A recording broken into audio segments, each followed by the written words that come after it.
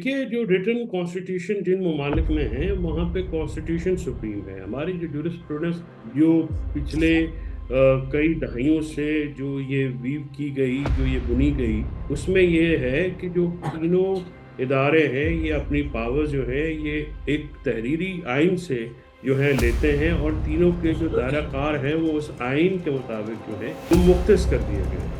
जी। लिहाजा पाकिस्तान में ना पार्लियामेंट सुप्रीम है, ना अदलिया सुप्रीम है, ना इंतजामिया सुप्रीम है, बल्कि वो आइन जो है वो सुप्रीम है, जो कि सबकी जो रिस्पेक्टिव ड्यूटीज हैं या रिस्पेक्टिव सफेयर्स जो है उनका वो तयन करता है। ये जो मौजूदा पार्लियामेंट है इसके ऊपर बड़े संगीन इल्जामात हैं, और जिसको इंटरनेशनल मीडिया, लोकल मीडिया और जो हमारे गैर जानबदार ऑब्जर्वर्स हैं, इलेक्शन ऑब्जर्वर हैं, उनकी रिपोर्ट्स भी आपके सबके सामने हैं। तो ये जो एक मिनॉरिटी गवर्नमेंट को जो है वो फॉर्म 47 की जो एलिगेशंस हैं, जो कि जिसके एविडेंसेस भी बहुत ज़्यादा हैं कि वो एक मुसल्लत किया गया है। तो सबसे पहले जो क्राइसिस इस वक्त इस पार्लियामेंट के पास है वो है एक पॉलिटिकल लेजिटिमेसी का क्राइसिस। वो जो पॉलिटिकल लेजिटिमेसी जो है वो एक साइब तरीके से या एक कानूनी तरीके से नहीं आई गई है, वो इम्पोज की गई है। यही वजह है कि जो अवामुन नास की जो विल ऑफ द पीपल है वो लोगों की इनको सपोर्ट हासिल नहीं है। इलेक्शन कमीशन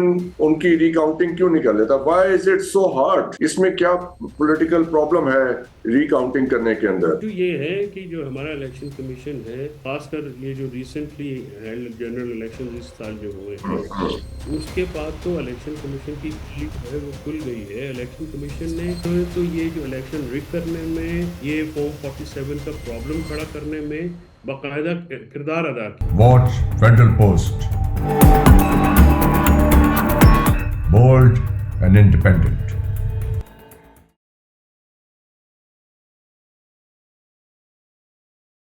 अस्सलाम वालेकुम, ये है टॉकिंग पॉलिटिक्स और मैं हूं हसन जफर। हमारे साथ मौजूद हैं फैसल चौधरी साहब, सीनियर एडवोकेट हैं सुप्रीम कोर्ट के।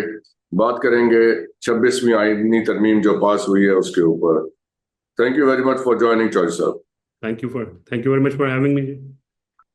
ये जो 26वीं आईनी तरमीम पास हो गई है, इस पे जरा मैं आपसे ये समझना चाहूंगा कि जो आइन का बुनियादी ढांचा है उस पे क्या जद पड़ी है इससे? देखिए, इसमें हसन साहब जो सिंपल पहली जो हुआ है, ये जो ट्राइकोटमी ऑफ पावर, जो हमारा बेसिक प्रिंसिपल था जिसके ऊपर जो है हमारा आइन जो है वो हम्म। 3 पिलर्स के ऊपर खड़ा है। उसमें एक मकनना है, पार्लियामेंट है, दूसरी एग्जीक्यूटिव है, इंतजामिया, और तीसरी जुडिशरी यानी अदलिया। तो इसमें अदालत के जो इख्तियारात हैं या अदालत के जो मामलात हैं, पार्लियामेंट ने उसकी जो इंटरनल वर्किंग है उसको भी अपने हाथ में ले लिया है। और उसके हाथ में लेने की वजह से जो तवाज़ुन है तीनों इदारों के बीच में, वो जो है वो खराब हो गया है। और इस चीज़ को जो है जो तीनों इदारे अगर अपने अपने दायरा कार में नहीं रहेंगे, तो उससे जो एक ऑन गोइंग टसल पहले भी थी, तो वो मजीद बढ़ेगी। तो ये जो 26वीं आईनी तरमीम है, इसमें आप समझ रहे हैं कि अगर पहले जुडिशल ओवररीच था और जो है उसकी एक मामलात जो थे वो अदालत में जुडिशल ओवररीच बिल्कुल था, एग्जेक्टिव मामलात में भी और पार्लियामेंट में भी। जैसे सो मोटो था, सो मोटो की पावर्स को बहुत अब्यूज किया गया, खासकर साकिब निसार साहब की ड्यूरेशन में और इफ्तिखार चौधरी की ड्यूरेशन में। तो ऐसा लगता था जैसे पार्लियामेंट या हुकूमत की दाढ़ी अदलिया के हाथ में है। तो अब ऐसा लगता है कि अदलिया की दाढ़ी पार्लियामेंट के हाथ में है। तो वो जो उसको रेसिप्रोकेट किया गया है वो बैलेंस नहीं किया गया, बल्कि तवाज़ुन उससे वही खराब जैसे पहले था किसी और जानिब, अब शायद जो है जो पलड़ा है किसी और जानिब भारी हो गया। राइट। तो इसके अंदर जो लैंग्वेज यूज हुई है पॉलिटिशियंस की तरफ से पिछले एक साल में, पार्लियामेंट सुप्रीम है, इस लैंग्वेज का कितना अमल दखल है? क्योंकि अगर एक इदारा, ये जो ट्राइकोटमी ऑफ पावर है, उसमें से एक पिलर ऑफ स्टेट सुप्रीम है, तो फिर ट्राइकोटमी का बैलेंस तो रह नहीं सकता। सो दिस वेरी लैंग्वेज, ये कहना कि पार्लियामेंट सुप्रीम है, आपको लगता है कि ये प्रॉब्लमेटिक है? डेफिनेटली। देखिए, जो रिटन कॉन्स्टिट्यूशन जिन ममालिक में है वहाँ पे कॉन्स्टिट्यूशन सुप्रीम है। हमारी जो जूरिस्प्रूडेंस जो पिछले कई दहाइयों से जो ये वीव की गई, जो ये बुनी गई, उसमें ये है कि जो तीनों इदारे हैं ये अपनी पावर जो है ये एक तहरीरी आइन से जो है लेते हैं, और तीनों के जो दायरा कार है वो उस आइन के मुताबिक जो है वो मुख्तस कर दिए गए हैं। जी लिहाजा पाकिस्तान में ना पार्लियामेंट सुप्रीम है, ना अदलिया सुप्रीम है, ना इंतजामिया सुप्रीम है, बल्कि वो आइन जो है वो सुप्रीम है, जो कि सबकी जो रिस्पेक्टिव ड्यूटीज हैं या रिस्पेक्टिव सफेयर्स जो हैं उनका वो तयन करता है। जी, ये आपने बहुत मुनासिब इसको इंटरप्रेट करके दिया हमें। तो अब जो जहां पे आके हम खड़े हो गए हैं, ये बैलेंस ऑफ पावर चला गया है पार्लियामेंट की तरफ। इस बयानिए के तहत जो कि ये डेवलप किया गया कि क्योंकि पार्लियामेंट आइन बनाती है, कानून बनाती है, तो इसलिए पार्लियामेंट सुप्रीम है। तो अब तो झुकाव उधर हो गया। अब ये ठीक कैसे होगा? देखिए, इसको ठीक करने के लिए तो जाहिर है पार्लियामेंट को ही अपना किरदार अदा करना पड़ेगा। सबसे पहली बात तो ये है कि जो मौजूदा पार्लियामेंट है इसके ऊपर बड़े संगीन इल्ज़ामात हैं, और जिसको इंटरनेशनल मीडिया, लोकल मीडिया और जो हमारे गैर जानबदार ऑब्जर्वर्स हैं, इलेक्शन ऑब्जर्वर हैं, उनकी रिपोर्ट्स भी आपके सबके सामने हैं।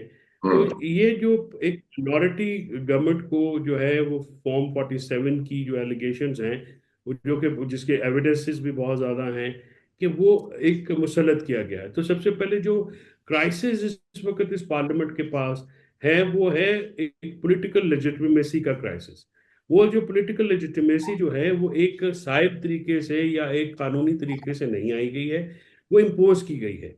यही वजह है कि जो अवामुन नास की जो विल ऑफ द पीपल है, वो लोगों की इनको सपोर्ट हासिल नहीं है। आप देखते हैं कि गवर्नमेंट के मिनिस्टर्स हों या इंतज़ामी अहदों पे लोग हों, वो अवाम में जा नहीं सकते। वहाँ से एक एक हेट्रेड की जो है वो मैसेज आती है। सो ये एक बुनियादी तौर पे अगर आपने आइन जैसे डॉक्यूमेंट्स को छेड़ना है, तो सबसे पहले तो उसके लिए आपके पास वो लेजिटिमेसी होनी चाहिए, मोरल अथॉरिटी होनी चाहिए, जिसमें लोगों की विल हो, ताकि आप उस चीज़ को जाके छेड़ें। लेकिन अगर आपके पास वही मौजूद ना हो और आप उसके बावजूद जाके बिल्कुल जो एक फंडामेंटल स्ट्रक्चर है हमारा कॉन्स्टिट्यूशन का, उसी की जो हैयत बदल दें, तो उससे तो फिर प्रॉब्लम्स जो नजर आती हैं, वो फिर वो प्रॉब्लम्स उनको सही करने का तरीका तो यही है कि जो इंटरनल मामलात हैं, फॉर एग्जांपल जो बेंच फॉर्मेशन है, ये सुप्रीम कोर्ट का इंटरनल मामला है। ये जी जब प्रैक्टिस एंड प्रोसीजर एक्ट आया था, समेत बहुत सारे वकला इस नुक्ता नज़र के हामी थे कि आप इसको जो है पार्लियामेंट जो है वो इंटरफेयर ना करे। आर्टिकल 191 के तहत जो सुप्रीम कोर्ट को हासिल पावर्स हैं, जो सुप्रीम कोर्ट के अपने रूल्स ऑफ बिजनेस बनाती हैं, ये वर्किंग के जो रूल्स हैं, उसमें यही जो ऑब्जेक्ट है उस पे एतराज नहीं था प्रैक्टिस एंड प्रोसीजर एक्ट का, बल्कि जो मैथडोलॉजी थी उसके ऊपर एतराज था कि ये सुप्रीम कोर्ट खुद करे। और क्योंकि आप उस वक्त जो मौजूदा जजेस हैं, इनमें से बहुत सारे जजेस ने उस वक्त की चीफ जस्टिस का या उन जजेस का साथ नहीं दिया, जिसकी वजह से फिर पार्लियामेंट जो है ये जो अदलिया के जो इंटरनल मामलात में उनके इंटरफेरेंस आज फिर इन आइनी तरमीम या दूसरे की तरह वो ज़्यादा हो गई। उसके बाद जिस तरह से आइनी तरमीम की गई हैं, जिस तरह से आज भी आप देखिए कि अख्तर मेंगल के जो सेनेटर रोजो हैं, उन्होंने मीडिया पे आके बताया कि उनको अगवा कर लिया गया था, 7 दिन वो यस, कनाडा गए रहे। वो तो स्टोरीज तो इस दे तरह आर के जो ओवर, इल्जामात हैं ऑल ओवर। बिल्कुल फैसल चौधरी साहब दुरुस्त जी फरमा रहे बिल्कुल। हैं। ये देखिए, जो आपने लेजिटिमेसी का क्वेश्चन उठाया पार्लियामेंट की, और ये फॉर्म 47 45 वाला जो सिलसिला है, ये हमने 2013 के इलेक्शन के बाद से ज्यादा होता हुआ देखा। उस वक्त इमरान खान साहब ने ये एतराज खड़ा किया था कि जी वो 35 पंक्चरों वाली कहानी भी हमने सुनी, और उसके बाद उनकी डिमांड थी कि खाली 4 हल्के खोल के उनको रिकाउंटिंग कर ली जाए। ये एक बिल्कुल जायज डिमांड थी जो पूरी नहीं की गई। उसके नतीजे में वो 126 दिन का धरना भी हो गया। अब दोबारा ऐसी एलिगेशंस हैं, तो whenever these allegations are there, तो इलेक्शन कमीशन उनकी रिकाउंटिंग क्यों नहीं कर लेता? Why is it so hard? इसमें क्या पॉलिटिकल प्रॉब्लम है रिकाउंटिंग करने के अंदर? या तो फिर इससे तो फिर समझ में ये आता है कि election commission totally compromise. Your opinion please. Definitely देखिए, इशू ये है कि जो हमारा इलेक्शन कमीशन है, खासकर ये जो रिसेंटली हेल्ड जनरल इलेक्शंस इस साल जो हुए हैं, उसके बाद तो इलेक्शन कमीशन की फाइल जो है वो खुल गई है। इलेक्शन कमीशन ने तो ये जो इलेक्शन रिग करने में, ये फॉर्म 47 का प्रॉब्लम खड़ा करने में बाकायदा किरदार अदा किया है। देखिए, इलेक्शन से पहले आज जो माइनॉरिटी नोट आया है फायज ईसा का भी, उन्होंने भी उसमें ये कहा है कि आरओस ने जो है वो आज़ाद डिक्लेयर करके पीटीआई के कैंडिडेट्स को उनका जो राइट था पार्लिमानी पार्टी बनाने का अंदर ऐवान के अंदर, वो छीना। तो ये सारा एक डेलिब्रेशन और एक स्कीम नजर आती है आपको। देखिए, उसके बाद आप इलेक्शन के बाद जब लोग गए जिन्होंने जो कि इलेक्शन जीते हुए थे, वैसे इस्लामाबाद के तीनों हलकों के जो लोग थे वो 50-50 हज़ार की लीड से जीते। तो जब हम उनकी पिटीशंस लेके इलेक्शन कमीशन में गए, तो इलेक्शन कमीशन ने बजाय उनको एंटरटेन करने के या उसके ऊपर एक कानून के मुताबिक फैसला देने के, ये वाज़े तौर पे नजर आया कि इलेक्शन कमीशन का टिल्ट जो है वो इन जो इलीगल तरीके से जीते हुए उम्मीदवारान हैं उनकी तरफ था।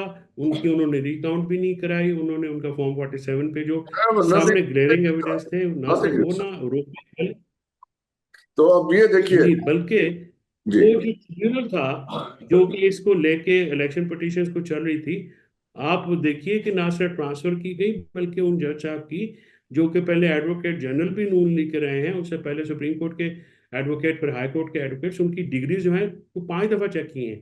तो हम्म, इस वक्त वो क्योंकि माने नहीं, वो 6 जजेस में शामिल थे जिन्होंने लेटर लिखी कि मेरे घर में कैमरे और वो जो सर्विलेंस का था, हम्म, उनको फिर सबक सिखाने के लिए कि 40 साल बाद 89 में उनकी या 88 की जो डिग्री है 90s की, वो किस इलीगल और तरीके से खुली गई ताकि उनको दबाव में लाया जाए। और आज तक उन पिटिशंस को या दूसरी जो बहुत सारी पिटिशंस हैं उनको चलने नहीं दिया गया। काजी फायजिसा ने ट्रिब्यूनल्स को रोक दिया काम करने से, और इसी लालच में कि उनकी एक्सटेंशन हो जाए, किसी तरह से वो कंटिन्यू कर लें। तो जी। इसी मामलात में उन्होंने बजाय कि एक जो विल ऑफ द पीपल के साथ खड़े होने के, उन्होंने विल ऑफ द जो मुक्तदरा है उनके साथ खड़ा होने की, और ये जो एक इलीगल मार्ड इलेक्शन था रिगिंग से, उसको उन्होंने प्रोटेक्ट करने में अपना रोल किया। अच्छा, one more legal question then two political questions. Legal question जरा एक वजाहत चाहूंगा आपकी काबिलियत का फायदा उठा के कि ये जो तरमीम हुई है उसमें एक शिक ये भी है कि इलेक्शन कमीशन के चेयरमैन और उनके मेंबरान अगर रिटायर हो जाते हैं तो जब तक नई अपॉइंटमेंट नहीं होती तो यही साहब कंटिन्यू करते रहेंगे या साहिबान कंटिन्यू करते रहेंगे।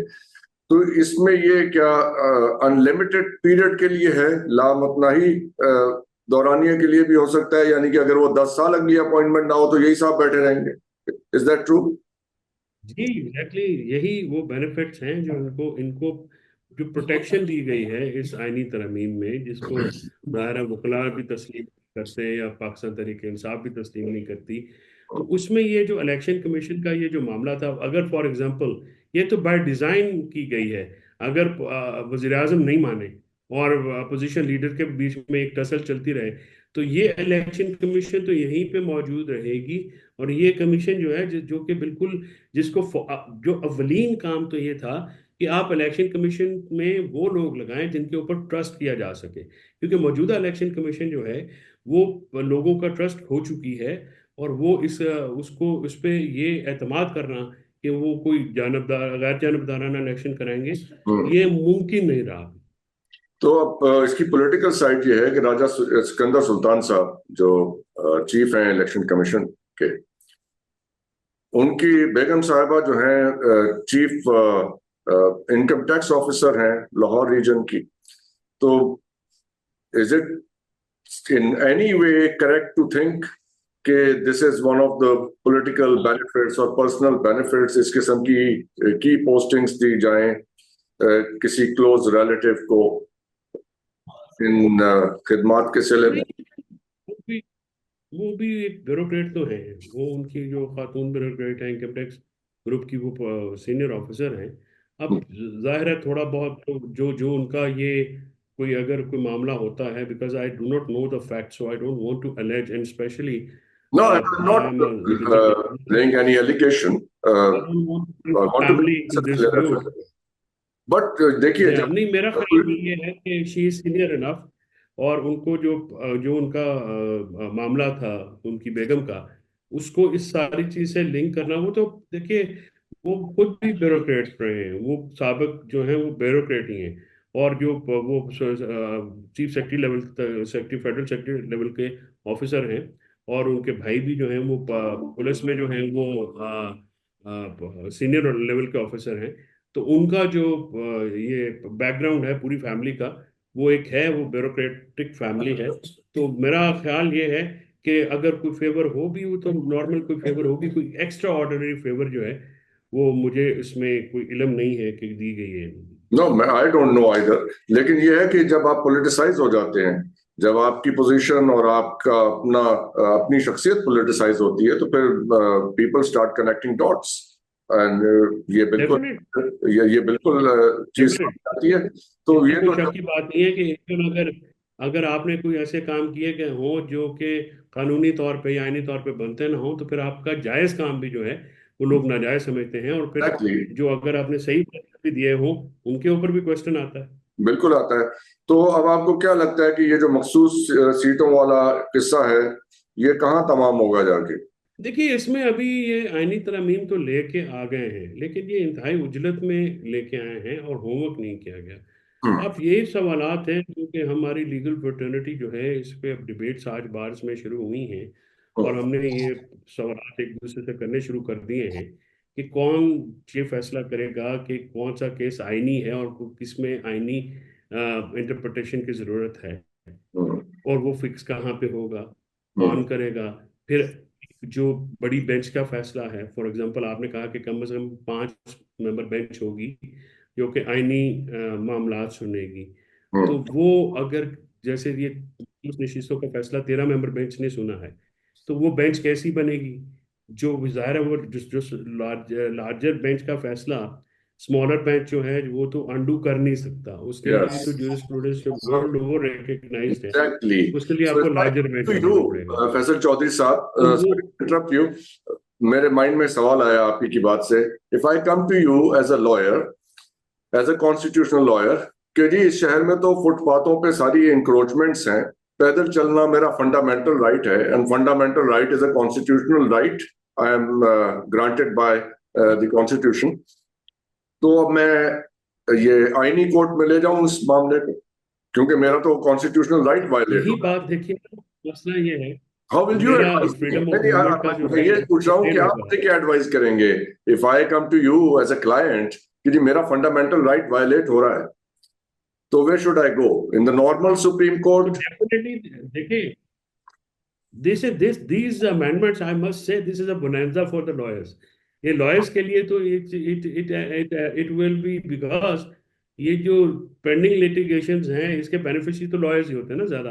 अब और ये जो कंफ्यूजन जो इस वक्त की गई है, इससे ये होगा कि जो ये पेंडिंग लिटिगेशन अगर 60,000 की सुप्रीम कोर्ट में है, तो मुझे लगता है कि 6 महीनों में ये 1,20,000 हो जाएगी, और हाई कोर्ट्स में तो बहुत ही ज्यादा हो जाएगी। बिकॉज ये जो कंफ्यूजन लाई गई है और होमवर्क प्रॉपर नहीं किया गया, रूल्स रेगुलेशंस नहीं बनाए गए हैं, तो इसकी जो नुकसान है या इसका जो बर्डन है वो पब्लिक एक्सचेकर के ऊपर जाएगा। पब्लिक ही इसका नुकसान बर्दाश्त करेगी। तो इस चीजों को लाने से पहले, इसीलिए कहते हैं कि ना इसको वक्त देना चाहिए, जैसे 18वीं तरमीम में वाइज 9 महीने मैन ऑफ लगे द हैं, पार्लियामेंट, 8 महीने। ये wise man of the parliament जो है, उन्होंने इन मामलात पे नहीं सोचा कि अगर मेरा केस इंडिविजुअल वर्सेस स्टेट है तो वो उसकी क्या नौयत है, या इंडिविजुअल वर्सेस अनदर इंडिविजुअल है तो उसकी क्या नौयत है। I am not a legal person, मुझे तो नहीं पता इन मामलात का, तो मैं आप ही के पास आऊंगा ना कि जी मेरी रहनुमाई फरमाइए इस बारे में। डेफिनेटली देखिए, अगर अगर मेरा एक क्लाइंट है, वो प्राइवेट आदमी है, और वो स्टेट के अगेंस्ट वो केस करना है, और स्टेट को ये राइट दे दिया गया हो कि वो अपनी मर्जी का बेंच बना देगी, तो फिर जी, मेरा जो राइट ऑफ फेयर ट्रायल है, राइट ऑफ ड्यू प्रोसेस है, नेचुरल जस्टिस है, वो तो कॉम्प्रोमाइज हो गया। तो फिर दुनिया एग्जैक्टली। में जहाँ पे ये सिविलाइजेशन आ रही है, महजब दुनिया जो है वो तो इन चीज़ों के ऊपर बड़ी कॉन्शियस है, बहुत गौर व फिक्र करते हैं, लेकिन यहाँ पे जो wise man of the parliament की जगह आप ये कह लें कि जो पार्लियामेंट है इटसेल्फ वो तो इतनी नाइव है कि उन्होंने तो रजा रब्बानी की तरह आंसू भी नहीं बहाए Yeah, इनकी well, thank you for ये reminding that. तरमीम पास करते हुए। Oh God, क्या चीज आपने याद करा दी, उनके आंसू भी आ गए याद। चलिए अब last question very quickly, lawyers movement कैसे, उसको कैसे देखते हैं अब आप? Is it going to take off? देखिए सर, लॉयर्स मूवमेंट जो है वो अभी इसको एक एक जनरल सेंटिमेंट तो है। जनरल सेंटिमेंट इसलिए है कि लॉयर्स का जो एंटी ये जो तरमीम है इसके ऊपर आउटराइट रिजेक्शन तो अक्रॉस पाकिस्तान आया है। कराची से पेशावर तक, लाहौर, इस्लामाबाद, कोयटा, अ, और इन सब जो हाई कोर्ट्स हैं इन्होंने तो उसको जो है वो रिजेक्ट किया है। अब ये जो जो रिजेक्शन है उसका वो कब तक उसको जो गेयर अप होता है जो अपना लॉयर्स हैं, वो अब उसको देखने की बात है। लेकिन ये क्योंकि हमारे इलेक्शंस भी हैं बाहर के, तो मुझे लगता है कि जनरल सेंटिमेंट है उसको कितनी जल्दी जो है वो इस तहरीक में बदलता है। तो ये बहुत ज़्यादा एक टेस्ट है पीटीआई का, पीटीआई समेत दूसरी तमाम जमातों का जिन्होंने इसकी मुखालफत की है। और इसको आप ये जो लॉयर्स का एक हमारा ये 26 तारीख से ऑनवर्ड्स जो ये एक वो एक जॉइंट एक्शन कमेटी जो है लॉयर्स की जो है वो बनेगी और वो जो है इसको देखेगी कि कैसे करना है कैसे नहीं करना। तो आई होप कि ये टेक अप हो जाएगी। बहुत बहुत शुक्रिया आपके वक्त का फैसल चौधरी साहब, और आप लोगों को देखने का शुक्रिया। इजाज़त दीजिए, खुदा हाफिज, पाकिस्तान जिंदाबाद।